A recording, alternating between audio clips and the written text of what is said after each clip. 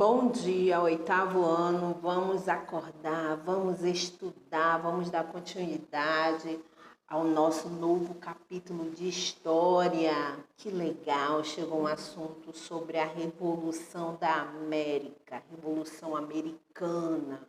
Pode ser Revolução da América ou Revolução Americana, mas o importante é que nós vamos falar de um país que passou a ser independente, apesar das lutas, das dificuldades, das correrias, eles passaram a dominar, a ter sua independência, assim como teve a independência do Brasil, a independência da França, que nas nossas últimas aulas nós falamos da Revolução Francesa, no qual também teve o destaque, teve também os conflitos, a vontade de não acreditar mais. A mesma coisa vai acontecer com a Revolução da América, a Revolução Americana. Então, nosso assunto é a Revolução Americana, está no capítulo 5 do livro de História de vocês, página 284. Bem, para iniciar, vamos dar uma analisada na imagem. Abram o livro de vocês, analisem bem essa imagem. E vamos descrever essa imagem. De que forma eu posso descrever essa imagem? Se você não está conseguindo ver entre as duas páginas, tem um retratozinho bem menor, com espessura menor, na página 285, para que vocês vão entender. Tem um homem de calça amarela bem no centro, tipo assim, uma aliança. Antes de entrar numa guerra, antes de entrar num conflito, sempre se tem antes uma aliança, um acordo, um diálogo. E é isso que está mostrando essa imagem. É um acordo, ou é uma explicação, digamos assim, algo que eles venham entrar em um acordo, para que não venha haver uma guerra, um conflito, uma contenda. Então, nós podemos descrever a imagem dessa forma. Também identifica os símbolos estadunidenses que foi representado na imagem. Que símbolo é esse? Que bandeira é essa que é mostrada aí na imagem? Está certo? Também, você sabe como ocorreu a formação dos Estados Unidos? Você só vai saber depois que a professora aqui explicar para vocês e vocês também estudarem e fazer as suas pesquisas. Aí vocês vão conseguir responder A, B e C, mas só vão responder depois que eu terminar esse contexto, está certo? Nós também vamos falar dentro da Revolução da América, Revolução Americana, podemos também dizer assim, a colonização da América do Norte. Nós não vamos falar só da América em si, nós vamos dividir isso aí. Nós vamos falar da Revolução da América do Norte e dentro da América do Norte, as duas principais teses que ocorreram nesse período. As 13 colônias inglesas, vocês lembram lá no assunto da história do Brasil, quando veio as capitanias hereditárias? As mesmas coisas aconteceram na Revolução da América, tá? Outra, os povos nativos. Nós vamos falar dos povos nativos, está certo? Então, relevem esse contexto e vamos lá. Página 286 e nós vamos começar a nossa aula agora e que nós possamos ter um êxito de sucesso durante a semana e de aprendizado também, contando com as pesquisas de fonte de vocês, viu, turma? Vamos lá. A colonização da América do Norte. Os Estados Unidos da América são um país situado na América do Norte. Por meio da colonização inglesa, a região era habitada por muitos povos indígenas, ou seja, nativos, antes de ser ocupada pelos europeus, assim como aconteceu aqui no Brasil. Gente, só vai mudar o nome e as teses de conflito, porque o resto é a mesma coisa. E o período, o tempo, a data, Quais, ao longo dos anos, passaram a estabelecer um sistema de domínio, ocupação e exploração do território. Tem um texto ali que depois vocês vão ler com mais calma, como foi a chegada deles, tá certo? Dentro desse contexto, nós também podemos ver a chegada desses povos europeus quando encontraram os seus nativos americanos, tá? Dentro desse contexto, nós vamos trabalhar as 13 colônias inglesas da parte norte, que está entre o século 7 e 8. No século XVI, iniciou a colonização inglesa na América do Norte, mas antes disso, a gente viu que eles passaram por um processo de chegada desses povos europeus dentro da chegada dos povos nativos. Mas vamos conhecer o que aconteceu nesse início. Mas somente no século XVII os ingleses empreenderam iniciativas mais afetivas de ocupação territorial. Foram atrás de terras, foram atrás de locais para ficar, para tomar posse, digamos assim, né? Então, a atuação das companhias de comércio foi fundamental no processo de chegada dos colonos ingleses.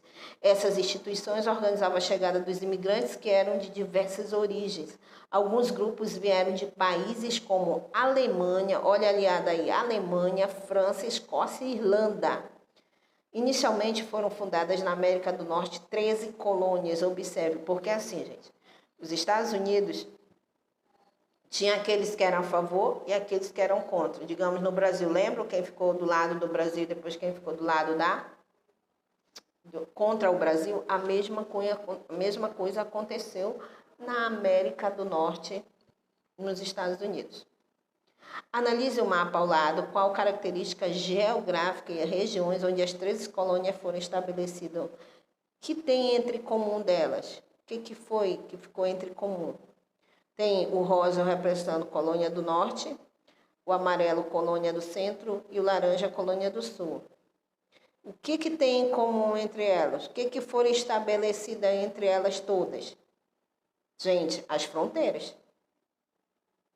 Porque fazem com áreas litorâneas. Elas todas têm fronteiras com as áreas litorâneas. Não tem nenhuma que tenha fronteira contrária. Todas elas estão em fronteiras nas áreas litorâneas, tá? Essa é a diferença em comum. A colonização inglesa na América do Norte apresentava características diferentes, dependente da região. Vocês também vão ler com mais calma esse contexto que fala sobre os puritanos, que a maioria deles, eles se migraram, né, e eram conhecidos como puritanos. A maioria dos colonos que estabeleceram no norte e no centro das 13 colônias, que vocês vão ler da parte norte e da parte sul. Que tipo de trabalho era cultivado de uma e que tipo de trabalho era cultivado de outra. Para vocês entenderem, para poder responder a questão de número 2. Qual a principal diferença entre a economia nas colônias do norte e na colônia do sul? Então, para isso, vocês vão ter que ler esse contexto que fala da parte da colônia do centro-norte e aqui fala da colônia do sul. Está certo? Há uma diferença. Vamos agora falar dos povos nativos. Então, recapitulando, a colonização da América do Norte, ela veio com a chegada dos europeus invadindo as terras dos povos nativos americanos. Dentro desse contexto, para que houvesse uma organização, organizaram-se 13 colônias inglesas, assim como teve as capitanias hereditárias aqui no Brasil. Qual era a diferença entre elas para a primeira questão? É que elas eram estabelecidas na própria fronteira, nas áreas litorâneas, elas mesmas, todas elas eram assim. E na segunda questão você vai ver que tipo de povos eram colonizados no centro-norte e o outro no centro-sul. E que tipo de produtos eles cultivavam, está certo? E agora nós vamos falar dos povos nativos. Quem eram esses povos nativos? Os próprios indígenas americanos. Na época em que os colonos chegaram à América do Norte, centenas de povos nativos já habitavam o local. Sua diversidade era grande, eles estavam distribuídos por um vasto território. Então, eram muito indígenas. Então, e olha, outra coisa interessante dentro desse contexto, que no Brasil, por eles terem tanta riqueza, mas eles eram muito leigos, então qualquer um que chegasse enganava os nossos indígenas. Esses daí não, foi meio difícil para tentar tirarem ele do seu território. Na época, vamos lá, os Cherokee, Sioux e Apaches, Chinooks e Oanans são alguns exemplos de povos nativos da América do Norte. Essas populações apresentavam costumes e tradições bem diversificados e a maioria deles praticava a agricultura e a caça como um modo de sobrevivência. Então, eles viviam ali da própria caça e da própria pesca. Então, em termos de alimentação, eles não tinham dificuldade alimentícia, porque eles mesmos plantavam, eles mesmos colhiam, eles mesmos caçavam e eles mesmos faziam. Então não tinha essa carência. Na época da colonização, os povos nativos foram dizimados pelo colonizador, ou seja, tomaram poder. Suas terras foram tomadas e milhares foram mortos nas lutas e batalhas de resistência. O que é isso, uma batalha de resistência? Eles foram até o último dia de suas vidas lutando. Não foi como aqui no Brasil. A história foi comprovada que no Brasil foi maior facilidade para os portugueses entrarem e invadirem. Mesmo eles tentando, mas não tiveram a total resistência, tanto que muitos deles se tornaram escravos aqui no Brasil. Lá não, eles foram até os seus últimos dias de vida, enquanto eles pudessem lutar pelas suas terras, eles lutariam. Atualmente, na América do Norte, ainda existem alguns grupos descendentes de povos nativos. Muitos deles ainda reivindicam na justiça o direito de posse de território onde seus antepassados viveram. Até hoje existe essa luta. Assim como existe aqui no Brasil, também existe lá. Lutas pelas terras, lutas pelos territórios, pela natureza, pelas paisagens, eles lutam. Eles têm esse amor, esse vínculo com a natureza.